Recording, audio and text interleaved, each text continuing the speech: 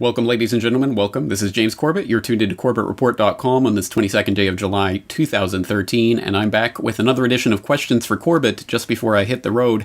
As you know, I'm going to be out of town for the next couple of weeks with GRTV, so there's not going to be much in the way of updates to the website during that time. But before I go, I thought I'd clear out the inbox and do another episode of Questions for Corbett. So as you know by now, the best way to get your questions in, either through the contact form on CorbettReport.com, via Twitter at CorbettReport, or through the YouTube comments or video responses to the previous edition of Questions for Corbett. Those are the best ways to get your questions to me, and I will do my best to answer as many of them as we can fit into half an hour, so in the interest of saving time, let's get straight into it. Usually video responses get the first priority, but actually I forgot a Twitter question from last time, so let's go straight to Twitter. We got a tweet in from TomMeX10, who writes, "What is your take on Jayhar's case in Boston? Will he get a fair trial?"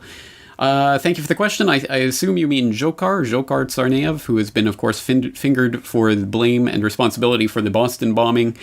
And it's a softball question because I think the answer is quite obviously no, he's not going to get a fair trial, and there are many different indications of that, the latest of which, of course, is the glorification of Dzhokhar as a rock star on the cover of Rolling Stone, which is getting a lot of controversy, but really what the controversy is doing is, of course, helping to sell copies of Rolling Stone, and when people actually read the article, they'll find nothing but basically a complete whitewash from start to finish, just propping up the official Boston bombing story, again, without any evidence whatsoever, any pictures of Dzhokhar actually putting the bomb down, etc.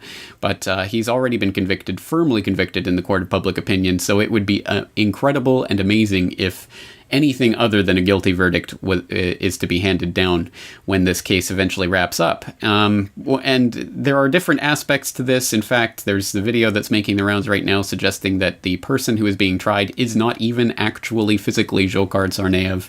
And I'll put a link into that in the show notes. Another very interesting one that kind of slipped through the radar, but this was sent in by a reader from a website zhn.cz or zhn.cz for my British and Canadian friends out there. They had an interesting write-up on a court transcript of Dzhokhar's first appearance in court, a hearing transcript that came out on April 22nd of 2013, and this was posted on CNN and Wall Street Journal, and they took this PDF and they actually analyzed the document, and its creation date actually sources back to 2006, June 2nd, 2006, and this means that either the computer that was running this that was making this PDF either has its clock set 7 years behind, or for somehow this document was actually created in 2006.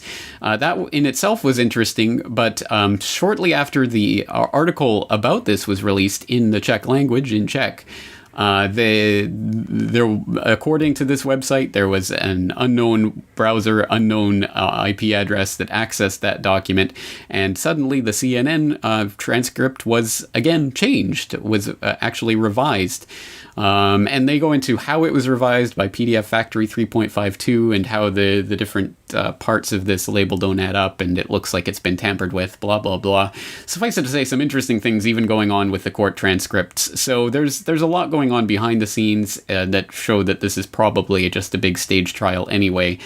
So I'm certainly not putting any faith that any justice will come out of this.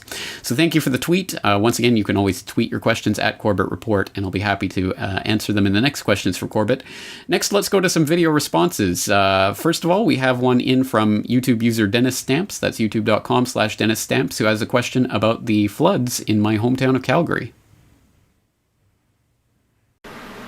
All right, so I had a question here for Questions for Corbett. It's kind of a long question with multiple parts, so I'll get right into it here. The first part has to do with the floods in southern Alberta, here in Canada, over the past couple of weeks, causing absolute devastation. At least 3 fatalities, billions of dollars in damage, and lives just ruined. This is expected to affect the Canadian economy.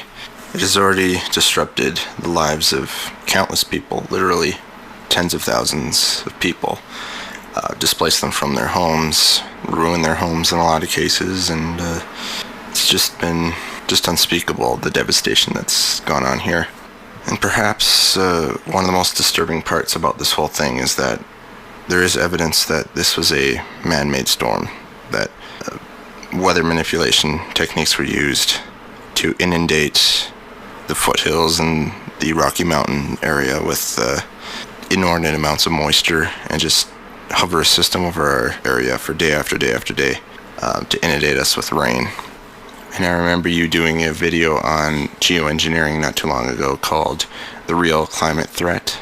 So I'm sure you can appreciate the possibility that indeed weather manipulation was used in this case, or could have been used in this case. I'll provide links to the evidence in the description. The second part of the question here is in regards to our city's mayor, and I hope I'm saying this right, Naheed Nenshi. He's up for re-election this October, and prior to the floods there is some signs that his support was starting to leak a little bit, starting to show some chinks in the armor. But hey, what a difference a well-timed crisis can make.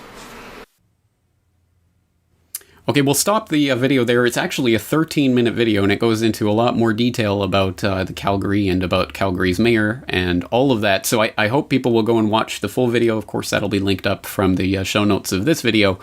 But thank you again for the question. It is a good question. It's a valuable question because, as I've pointed out and others have pointed out, weather manipulation is real. It's not sci-fi fantasy. It's admitted. They've been doing it and practicing it and working on it for 60 years, and even declassified things about what they were doing in Vietnam now show they were, directing typhoons and the like. So absolutely this is possible, and it can be used. So was it used in Calgary? Again, it's a good question. Certainly, this is unlike any flooding that has ever happened in living memory in Calgary. So it's certainly unusual.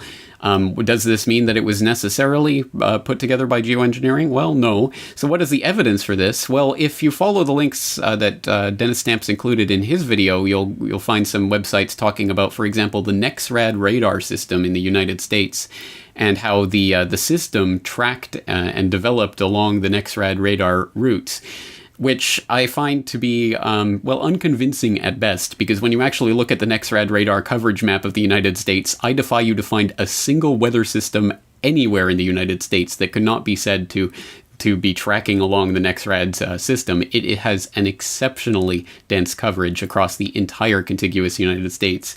So I don't think that there's much reason to say that this storm developed particularly along those tracks.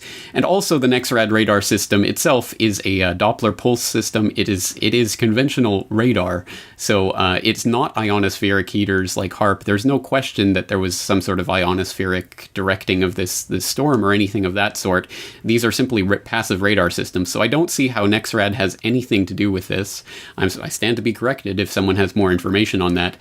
But even given that, basically the theory that Dennis Stamps is laying out in his video is talking about Mayor Nenshi in Calgary and how he may have been using this flood to try to rejuvenate his political career and try to get reelected. And in, I believe, civic elections coming up in the fall. I'm not sure about that, but civic elections coming up, and he wants to rejuvenate his campaign and get reelected despite dwindling popularity. Along comes a storm, big floods. He becomes the hero. Certainly, we do know how this works with Mayor Giuliani trying to become Mr. 9/11 in the wake of 9/11, parading on the corpses of all those people that he was involved in helping to murder and cover up and clean up that entire crime scene. So that backfired to a large extent on Giuliani, and of course with his presidential campaign in 2008, it didn't work out so well when the New York firefighters started calling him out on being, a despicable human being. So we know that can backfire as well, but we certainly do know the idea that politicians love to use disasters to parade on the corpses of the victims and to basically try to use that to rejuvenate their political careers. In this Calgary flooding case, not so many corpses, but certainly quite a spectacular event. And as with all such events, people tend to rally around the people who are supposedly leading them, like Mayor Nenshi and the like. So there is something to that, and I have no doubt that Mayor Nenshi will try to use that momentum from the floods. But again, even fitting into the idea that this was weather manipulation through the NEXRAD radar system, until there's any type of linkage between the mayor's office in Calgary and the NextRad radar system, again, that seems about 15 steps of inference too far to be making at this point. I don't see any connection there, and I don't know how on earth those would be related. That weather manipulation takes place, I have no doubt, but that the mayor of Calgary has access to these technologies and can, hey, why don't you guys create a storm for me, kind of thing. To me, that's well outside the boundary of reasonable speculation at this point, because again, there's just nothing to indicate that there's anything of that sort. I would imagine that the real people who are controlling the real weather manipulation technologies are several steps above the mayor of Calgary. But I do really recommend people watch the rest of that video, because he talks about Mayor Nenshie's connections with Imagine Calgary and Agenda 21 implementation in Calgary, which is valuable, and I think people should know about that information. I just don't see any reason to believe that he had any role whatsoever to play in the manipulation of weather in Calgary, or that this was a manipulated event. Again, I'm open to more information on this subject, but from what I've seen, I'm just completely unconvinced. Moving right along, there's another video response in from what's become a regular video response contributor, which I'm happy to do. Again, video responses get their priority in these Questions for Corbett episodes, so please get your own video responses in. And let's turn to No Longer a Theory, who left this video response on the last video. I watched your Michael Hastings piece, and informative as usual. But I sure found myself wondering, after watching it and the whole thing with this Michael Hastings, should we, like, because he came out of New York and went to school for journalism, and, you know, I'm sorry for my ignorance, but I'm assuming you did too in Canada. But should we not see some sort of tipping point now between academia and, I guess, establishment? Like, the people that are teaching these courses, like, not in high school and stuff, but coming out of universities and, you know, with degrees in journalism, or you should, like, don't they feel like their hands are tied, that they can't even, what's the point in even teaching journalists anymore? Like, you know, this war on journalism is about 10 years deep, I think, now, so, or at least in the public eye. So, you know, I'm wondering, we never hear stories of that nature, or even, you know, even the stuff going before university, like stuff from high school. Like, we never learned, well, I never watched Eisenhower's farewell address from a sitting president, any of JFK's speeches. I never heard any of the quotes from the prime ministers or presidents about our currency.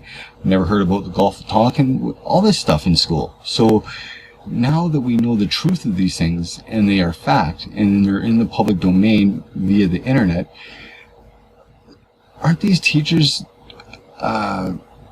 forced to, or do they just turn a blind eye? I'm just so confused as to, shouldn't we see a shift with academia pushing back, saying, look, you know, these are the facts, but so if this makes any sense at all, and you have the time to answer it, that would be greatly appreciated. Thank you for everything you do, James. Take care. All right, thank you once again for the video response. No Longer a Theory. I'm not sure I exactly know precisely what you're asking in this question, but I want to pick up from a couple of the things that you point out there. First of all, just a point of correction, I have no degree in journalism, no piece of paper to say that I'm a journalist, and I'm not ashamed of that fact. In fact, it might be a point in my favor, because exactly as you point out, I think we have to be suspicious of people who have so completely been absorbed into that mainstream reporting system and the dinosaur media that they actually bothered to get a degree in journalism from one of the respectable places. So certainly that, I think, is a point in the disfavor of Michael Hastings, as well as some of his interesting connections through his wife and others, speechwriters for Rice and the like. So there are some, I think, points that we definitely have to be very critical of when it comes to people like Hastings and others who are so much embedded in the system. And I think you're right. I mean, embedded journalism is a term that's arisen in the past decade for a reason, because journalists are now literally embedded inside of the military apparatus and machinery of the big war engine of the United States and its allies. And what does this say about journalism in general? What did the lead up to the Iraq War say about journalism in general? And I think you're right to put at least some of this blame on academia. there's no question that academia has bought in hook, line, and sinker to a lot of this, and that shouldn't be particularly surprising because, of course, that the tenures and the cushy jobs come at the expense of being able to truly exercise the so-called academic freedoms that they believe in. You don't get tenure unless you're the type of professor that's going to play ball. So this is exactly how the system works, and it's tragic and lamentable, but it's there nonetheless. And if people want more information on this, I would suggest they turn to a conversation that I had on, I believe, Corbett Report Radio, or was it a GRTV video? At any rate, I'll put the link into the show notes. Of conversation with Dr. James Tracy, of course, who has become well known for some of his work on Sandy Hook and the like at the Memory Hole blog. But we had a conversation specifically about truth in the academy that might be of interest to you with regards to those comments. So thank you again for the video response. Once again, video responses do get the priority here. So if you are interested, I'll leave the video responses open to this video on YouTube so you can record your own. Let's move on to some of the emails that we've gotten in recently. We'll start with one from Ian, who writes, given the evidence of prolonged repairs in other emblematic New York buildings prior to the horrific events of 9/11, is it simply paranoia to wonder if we are to be treated to another spectacular? End quote. All right, I believe this is referring to the Statue of Liberty and the fact that it's been closed to the public for a long time, etc. I assume that's what this is about. At any rate, I mean, certainly, I think this is something that plays into the 9/11 story and has been really diligently researched by Kevin Ryan, who was looking at who had access to the buildings, under what pretenses, for how long, who were the people behind those companies. He has really done more research, more hard-hitting research on this than a lot of other people. So I hope people will take a look at Kevin Ryan's work on that. And could that be used again? I mean, should we be suspicious if there are prolonged repairs going on to major emblematic buildings in New York and the like? Certainly, it is a vector that I think people should be looking at, but I don't know if, unless people can find something substantial about, for example, the companies that are working on these repairs and the connections and things like that. But then again, it's still like reading the tea leaves. And I've seen bajillions of predictions over the last several years about the next false flag attack, and every single one of them has been wrong. So I don't put any stock or faith in the ability to look at these things and try to find out what's going to happen beforehand through something as obscure as the repairs to the buildings. It's extremely difficult to do. I'm certainly, as always, willing to be corrected, so if anyone has any more details about that for me or Ian, please send them in. Let's move along to Wiley, who writes, regarding the Michael Hastings car hacking report, do you suppose it might have been possible to hack airplanes in September 2001? Well, thank you for the question, Wiley. Yes, indeed, I do think that would be possible. In fact, it's not my thought, it's not my belief, it's something that we already know about. We know that there are already precision guiding systems for large-scale Boeing aircraft that were being used in 2000, if memory serves, in Alaska to try to pilot, to see if the automatic systems could pilot planes down in through mountain valleys with very narrow corridors to really test out that technology and see how precision it could be. This is something that, in fact, I've discussed in greater detail with Aidan Monahan, who's done a lot of the legwork in getting FOIA documents and doing this type of analysis. And he specifically looked into the issue of remote-controlled planes, and he's been looking at that for years. So we had a conversation specifically about one of his papers that he published on this subject. I'll put the link into that interview so you can go and listen to it, where he was talking about the arc radius of the curve that brought one of the planes into the towers was a little too precise to be human, etc. So there, and of course there was the AWACS, the mystery plane over the Pentagon and New York that morning. There's all sorts of things along those lines, and I agree that I think someone needs to really assemble that information into one piece, and since I don't see anyone else doing it, I guess I'll be the one, perhaps coming up as we approach the 12th anniversary of 9/11. How time flies. All right, let's move along to a tweet in from @ChristyXY, who writes, do you think Richard Clark's comments on car cyber attacks are genuine, or could be a hint/warning to journalists to stay in line? Thank you for the email, thank you for the tweet. I have really racked my brain about Richard Clarke's comments, and I can't see any other possible explanation for them except for the fact that they are explicitly a warning to journalists, to whistleblowers, to people of all stripes that, hey, look, this is what the U.S. government can do to you. Because remember, Richard Clarke specifically said United States intelligence agencies can do this. One could even imagine why he would talk about car hacking in general, but why he would specifically say the intelligence agencies of major powers, including the United States, can do this. To see that as anything other than a warning would be, well, I can't think of another interpretation that really fits those facts. So thank you again for the tweet. Let's move along to an email from Bert, who writes, in the past years, we've seen a big push to privatize the world's resources of drinking water. Do you think that we are heading for a world water market with one world price, just like oil or gold? This is a very perceptive question. I think this is one of the future environmental disaster problems that are going to be used to manipulate world events in the future. As the climate change hype starts to fall apart, increasingly so, and I'll have more to say on that in the near future, but as that continues to fall apart and be exposed for the sham pseudoscience that it is, I think there will be other vectors taken to try to maintain the environmental hysteria that is always used to try to drive the push for global government and global governance and whatever else they want to call it through the United Nations. One of those vectors is going to be the loss of biodiversity is going to be one of those things that they're already laying the groundwork for. For example, the Rio Plus 20 conference and the like, they've already started to lay down that meme. Another one will be the water wars. That is something that is shaping up to be a driving force in the 21st century. Again, whether that's manipulated or whether it's going to be a genuine attempt to secure water resources.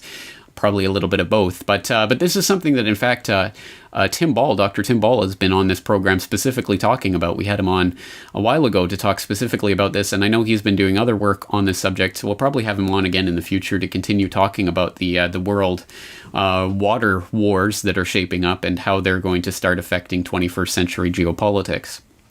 A very insightful email. Let's move on to the next one. Nathan writes, what are your thoughts on the media extending the left-right paradigm to foreign policy, labeling Islamists right and secularists left, or even nationalist parties right and socialist parties left in Europe? Lastly, does the same left-right paradigm exist in Japan? Thank you for the question, Nathan. Yes, well, the left-right, through its various forms and permutations, is something that is almost universally used in the so-called developed Western democracies, because it is such an effective means of control. It doesn't always look the same. It doesn't always fall down along the same lines, along the same issues. It looks different in different countries, so that things that are major issues in some countries are not issues in others.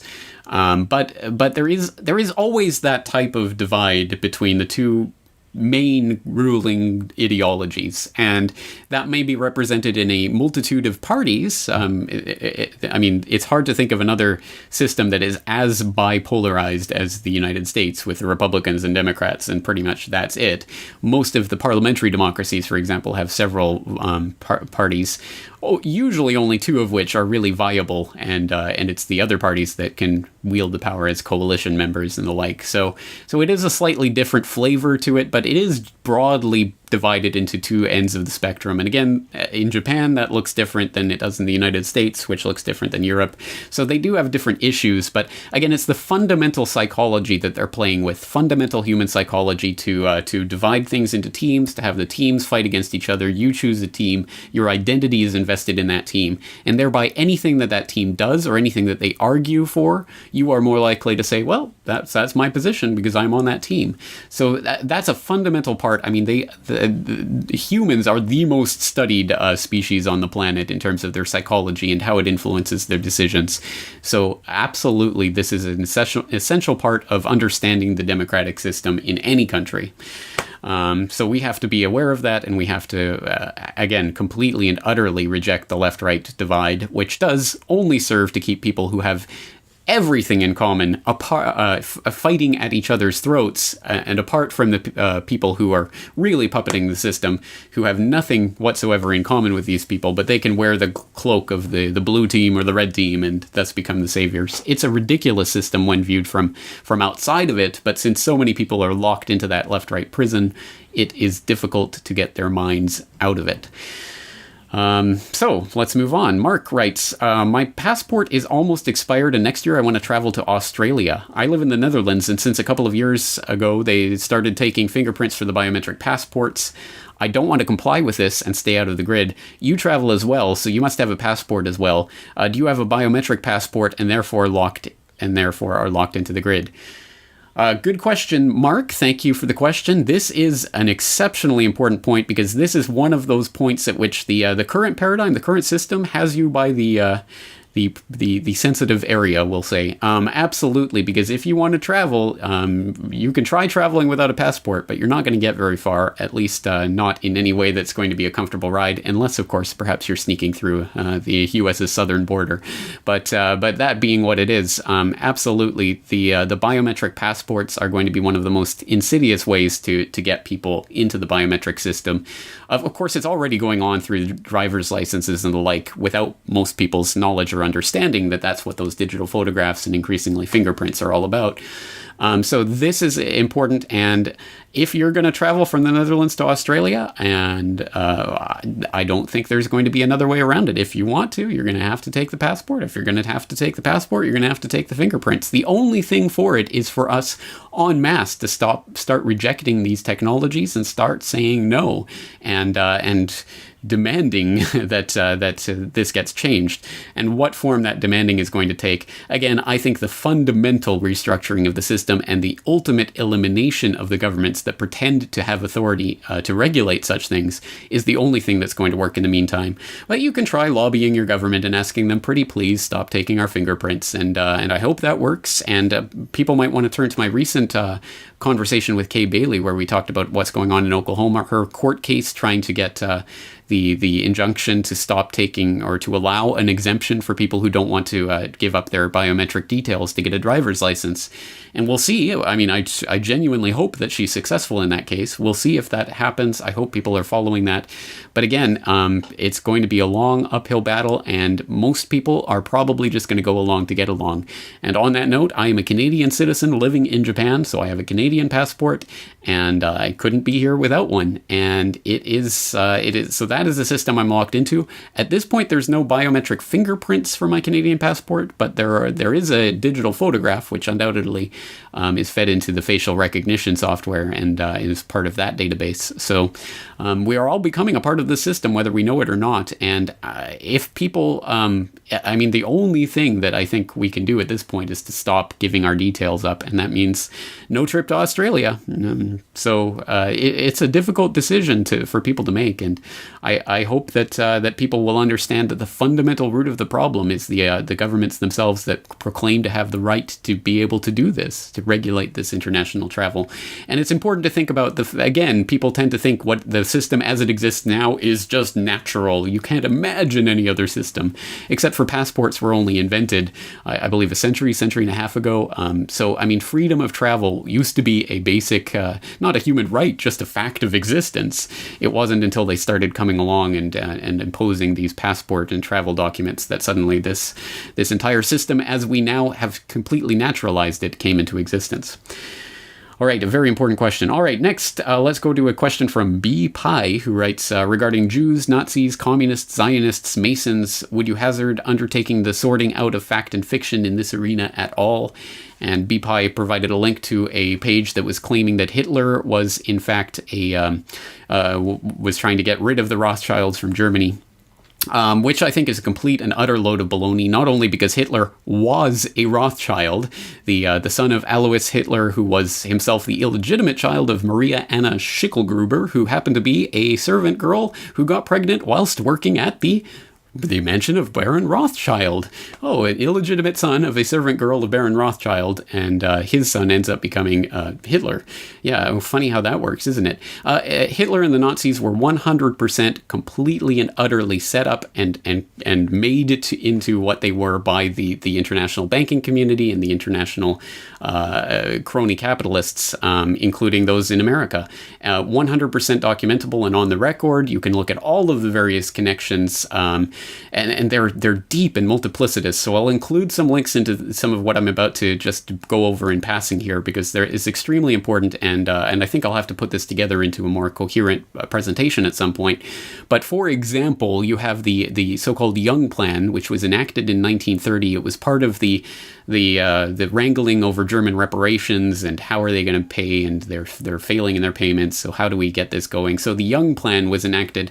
It was named after the president of General Electric at the time, who went by the name of Young. It was also funded into existence with the help of J.P. Morgan. And this Young Plan was enacted in 1930, just as the international banking system was collapsing. Germany went into its Weimar hyperinflationary struggle. So they had to give it a year off of reparation payments. It ended up repudiating the reparations and never going back. The Young Plan was kind of the straw that broke the camel's back during that period. So General Electric and J.P. Morgan helped to set up the downfall of the German banking system, which it led to the rise of Hitler and the Nazis. And I think we know that connection. But interestingly enough, one of the interesting aspects of that is that one of the bodies that was set up as the facilitator of the Young Plan was the Bank for International Settlements, BIS, in Basel, Switzerland, the central bank of the central bankers. And this is the body that, for example, was specifically identified by Carroll Quigley in Tragedy and Hope as the arm, the body, the institution through which the powers of international capital had a far-reaching aim, nothing less than the consolidation of total global control over the financial order. Or I can't remember the exact quote off the top of my head, but that famous quote about the powers of international capital having a far-reaching aim, directly talking about the Bank for International Settlements that was enacted as a result of this Young Plan. You can also look to Carroll Quigley who talks about how the Milner Group specifically was looking, which was one of the agents, the bodies that were created through the last will and testament of Cecil Rhodes back in the late part of the 19th century to create the global secret society structure. And the Milner Group talked about how they had to get Germany and Russia fighting for each other, fighting for control over Eastern Europe so they could more effectively divide and conquer them. So they openly talked about having to set up, and this was years and years before Hitler even arrived on the scene. They were talking about how they'd have to build up a tyrant and set him up to fail in Germany. And that's, lo and behold, exactly what ended up happening. So throughout the 1930s, after the collapse of the banking system, the Weimar hyperinflation cycle, the rise of the Nazis, there's this myth that the neo-Nazis put out there that, Germany turned it around by turning to National Socialism, and they cleaned up their banking and they kicked out the Rothschilds, and suddenly they had a vibrant economy, which again is total bunk. Their economy was 100% supported by Wall Street and the Wall Street cronies, including Standard Oil in cooperation with IG Farben, which created the synthetic oil without which the German military literally could not have functioned. You have Ford, you have General Electric, you have DuPont, all of those companies in there with their production facilities, with the American loans and funding flowing into them, IBM and the Hollerith machines, all of those connections 100% firmly embedded in Germany. And then, as Anthony Sutton has talked about, and again, you have to read Wall Street and the Rise of Hitler for all of the deep connections that he uncovered, but including, of course, things like the plants and factories of these American corporations in Germany were specifically not bombed during the saturation bombing of Germany. So you had, for example, the General Electric plants, one of them completely unscathed. Several of the others had minor shrapnel damage and windows blown out and the like from bombing going on around them. Or the Ford plant in Cologne, the largest Ford plant in the country, and one that the Allies specifically knew was creating machinery and weaponry for the German Wehrmacht, specifically avoided by the Allied bombers. So again, we know that American industry and finance was helping the German war machine the entire time. There was the connections that lasted all the way up through the 1940s. We know, for example, the Bush family, Bush-Harriman, the banking brothers were helping to fund Hitler through the back door, and that's been, we've talked about that in previous editions of the Corbett Report. There's a very, very, very big picture that I'm attempting to at least paint the broad outlines of here, that Hitler was 100% supported by the banking oligarchy, 100% supported by the financiers and the capitalists from America, and absolutely set up to be the tyrannical dictator that they could fight against that would cause, well, everything that World War II caused, including, of course, the aftermath and the creation of the United Nations, which came out of the CFR study group that was funded by the Rockefellers. I mean, there's so many connections here that even beginning to say this in a general way is so much. So I'll include, I don't know, as many links as possible in the show notes so you can follow the threads of the story I'm saying. And as I say, I'll have to put this together into a coherent presentation at some point. But the idea that Hitler was fighting against the Rothschilds and was really against the banking oligarchy is neo-Nazi propaganda, completely, utterly fake. And this should not, of course, be interpreted as an apologia in any way for Hitler or the Nazis. Of course it isn't. Just because he was a stooge and a puppet of the globalists, who ended up getting double-crossed, by the way. He allowed the Dunkirk evacuation, of course, for example, which he could have completely wiped out the British army and Britain would have been his for the taking. He let them go because he had a secret deal in the back door with the British aristocracy, who we know were all secretly Nazis. This is why Rudolf Hess, his deputy, flew into Scotland, ended up getting taken prisoner and held the rest of his life in a prison, or at least supposedly it was him. Again, there's questions about that. But why did they hold him in prison 30 years after the end of World War II? Because Hitler was double-crossed. He thought they had a deal. Hess flew in with the documents saying, hey, well, we've got the deal. What's going on? They ended up imprisoning him. That's when Hitler knew he was in deep doo-doo because he was getting double-crossed. He has to enact Operation Barbarossa because he knows Stalin's going to open up the Eastern Front because he's getting double-crossed there. And that's why the biggest miscalculation in military history, Operation Barbarossa, that's why it took place. So again, so much to go through with this question, but suffice it to say, no, I don't think that Hitler was really against the banking oligarchy. He was a product of it, and to what extent he was a willing dupe, a knowing dupe, whatever the case is, the neo-Nazi propaganda about this is totally off base. Let's move on to Brian, who writes, just curious of what your thoughts are on the deep web, Tor, and the Silk Road.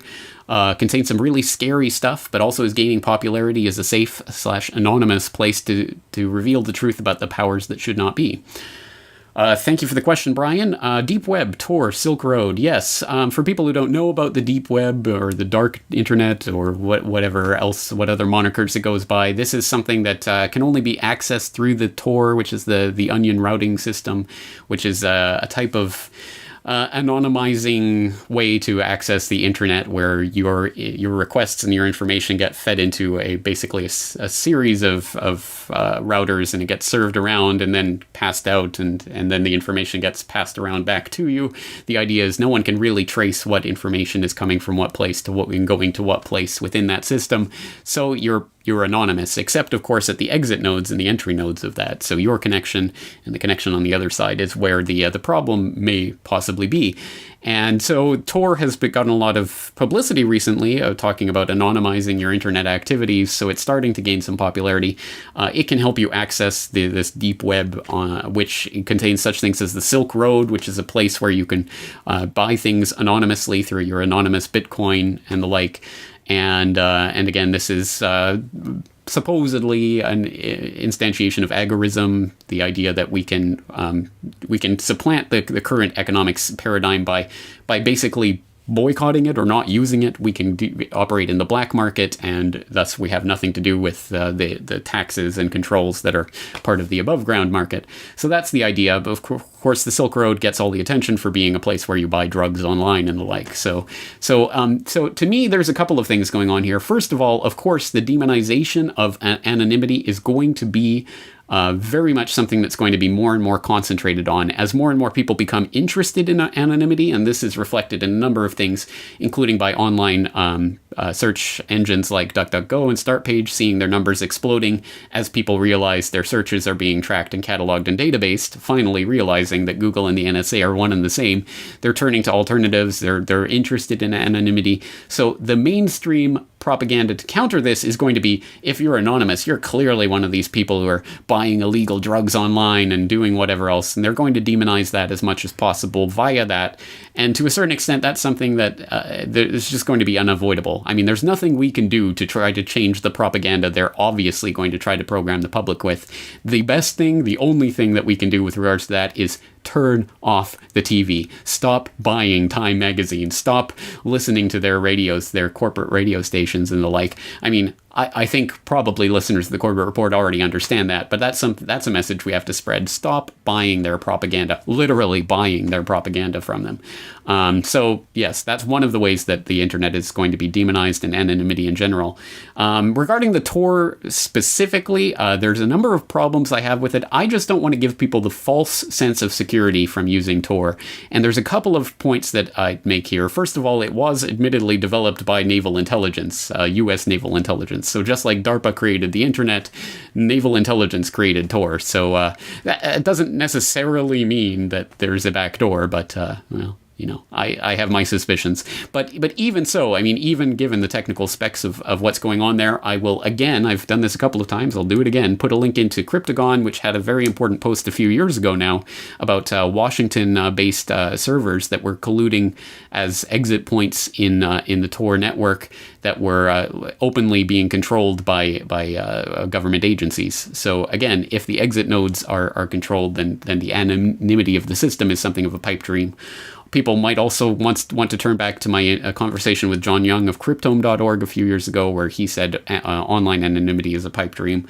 So I just don't want to give people the false impression that anything they do on Tor will really be anonymous. And even if so, we know, for example, that the NSA has come out and specifically said they are specifically targeting Tor data, and they will take anything that they can get from that and store it, and anything that's encrypted they will store.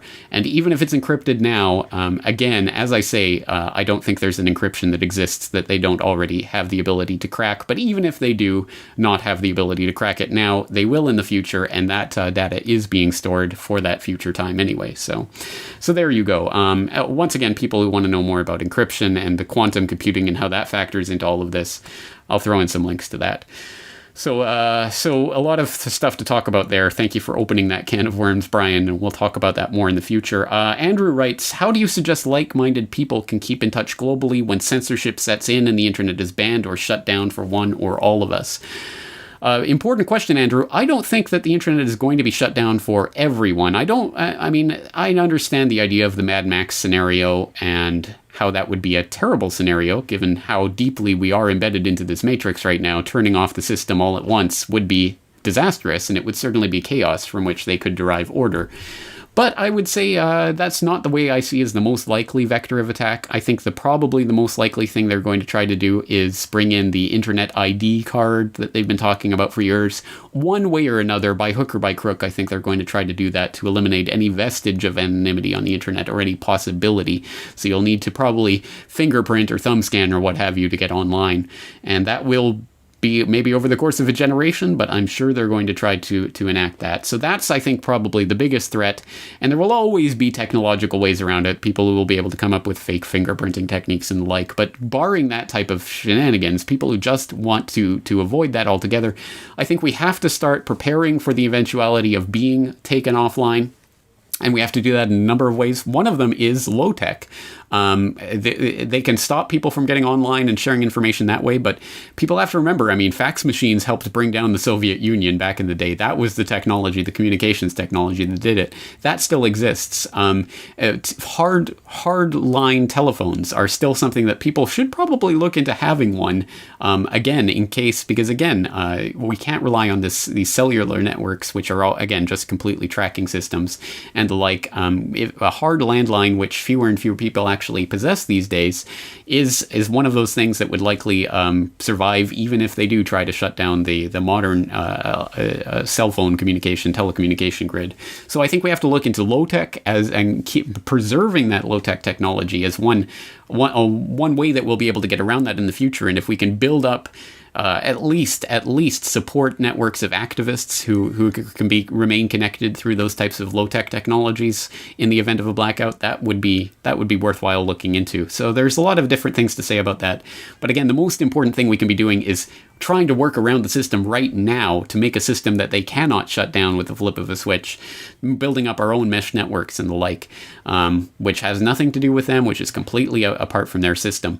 And yes, they will try to attack it if it becomes big enough, but we will deal with that when it comes. I think the important point is to have our own infrastructure and to build that up as much as possible while we still can. John writes, Googling start page gives a whole list of links to articles stating start page is a virus and should be removed immediately. This will clearly put many people off using it. Can you reassure us that start page is a genuine alternative to those search engines run by enterprises who are a few kangaroos short in the top park?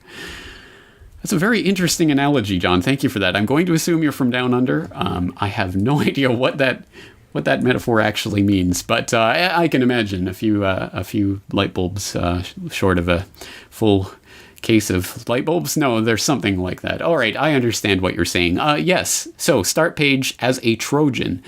This is interesting. So if you go to start page, for example, you go to their support center, they have a post up.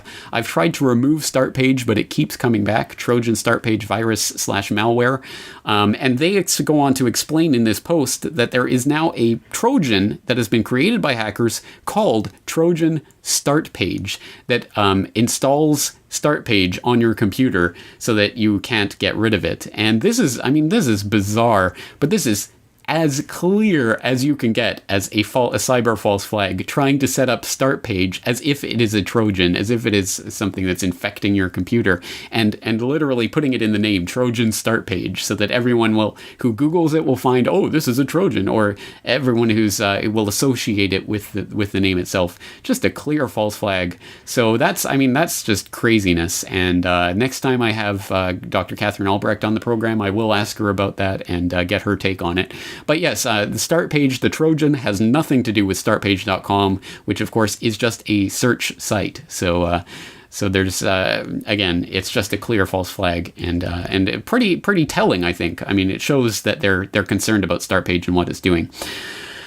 Okay, very, very final question. Well, I know we're way over time here, so just one more question. Charles writes, me and a friend were discussing Bitcoin, and we were wondering, in the future, when computing will become more and more powerful, will Bitcoin devalue because of the lower mining cost, end quote. Thank you for the question, Charles. Basically, the answer is no. Bitcoin is not just something that exists in infinitude that is being mined through these techniques. It is something that is... there is only a set amount, and that set amount is algorithmically programmed. It will run out, I can't remember the year, 2037 or something. All of the Bitcoin will be mined by then. And they control how much Bitcoin is produced each week or each month when it is produced by filtering, or by jiggering and pokering with the complexity of the encryption that's used, the puzzle that the computers have to solve. So it is very well regulated in terms of how much is being released, and it does have a set limit. So there will be no devaluation of Bitcoin in that sense, because it will never exceed. They'll never be able to grow past that. It's been hardwired. It's baked into the cake, as it were. Whether or not it can be counterfeited, again, that's a question. But it would be. I can't even imagine how that would happen, because the blockchain is globally public. No, I don't think devaluation is the problem with Bitcoin. I think the real concern would be, well, what if they do enact the Internet ID card, or what if they do shut off the internet, or what have you? Then basically all this virtual currency is exactly worth the paper that it's not printed on. It's just digital bits and bytes, and it's gone. So I think there are definitely problems with Bitcoin, but I'm not one of these people who denounce it as the spawn of Satan. I am not one of these people who announce it as the second coming of Christ. It is neither. It is simply a tool that we can use, one tool in the quiver that we can pull out and aim with our crossbow of liberty at the would-be tyrants of the fiat money supply system. I hope that's an interesting enough analogy for you, because I think I'm completely spent out and I really do have to get packing for my trip here. I want to thank everyone for all their comments and feedback regarding the recent episode about the state is not great, talking about statism as a religion. Very, very interesting comments. Some of them way off the wall for me. People asking me if I'm advocating for Sharia law. Another person asked me if I was arguing for techno-fascism, despite the fact I spent the last 25% of the podcast specifically warning that techno-fascism was the worst of all possible statist religions. I mean, just some bizarre comments. But the comments, some of them very, very genuine questions about, well, what is the solution? It shows me that there is a very, very big lack of understanding about anarchist thought or philosophy at all out there. And and this is something I've been thinking about for a while now. Back when I started the Corbett Report, it was never meant to be something that everyone can tune into and just relax and go, oh, this is exactly what I expected to hear and exactly what I wanted to hear. When I started the Corbett Report, one of the most transgressive things I could possibly say is 9/11 was an inside job. That is no longer the transgressive act that it used to be, and quite frankly, it is almost de rigueur in the alternative media now, and has become widely popularized, and even Time magazine are writing about false flag terrorism. So we have achieved major victories, but if we do not understand the basic underlying point of all this tyranny, then we can be led down the wrong alleys, the wrong corridors, the wrong byways to lead to the wrong solutions. So, if only we had a world government that could prosecute nations that do this, like the United States, that do these false flag attacks. Of course, that's the wrong solution. It's going in the wrong direction. We have to understand the roots of the system, and we can't do that without understanding the statism versus anarchy paradigm.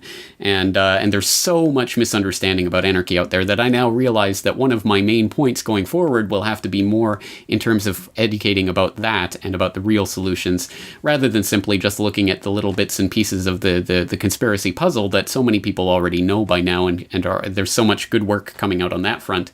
I can see that we'll have to start doing some more public education on issues that will cause more kickback. But again, the Corbett Report was always meant to be transgressive and to get people critically thinking and critically engaged. I am not here to get you to turn your mind off and to just be content with what you're hearing. I think you should be very, very much engaged and aware and thinking and challenging your paradigms.